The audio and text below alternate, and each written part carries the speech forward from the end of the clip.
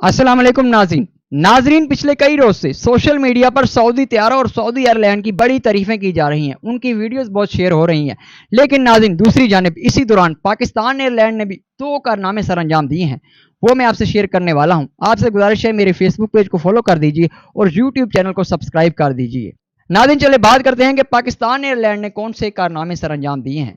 नाज़रीन, पीआईए की एक परवाज जिसने पेशावर लैंड करना था, लेकिन पायलट की गफलत से पायलट ने उस जहाज को कराची लैंड करवा दिया, जिसके बाद मुसाफिरों को शदीद मुश्किलात का सामना करना पड़ा। पीआईए की सर्विस को नाकिस करार दे दिया। नाज़रीन, दूसरा कारनामा आपके सामने रखता हूं। पीआईए की एक परवाज जिसने इस्लामाबाद से गिलगित बल्टिस्तान लैंड करना था।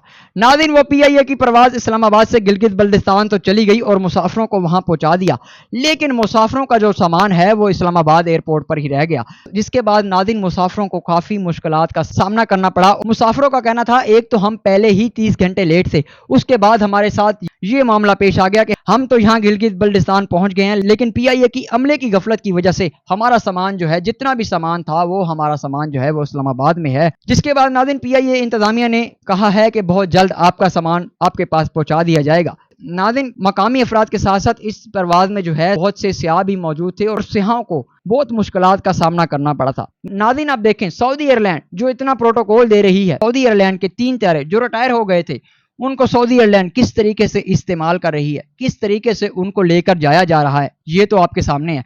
दूसरी जानिब पीआईए क्या कर रहा है, ये भी आपके सामने है। अपनी राय का इजहार कमेंट बॉक्स में जरूर कीजिएगा। मिलेंगे नेक्स्ट वीडियो में, तब तक के लिए अल्लाह हाफिज।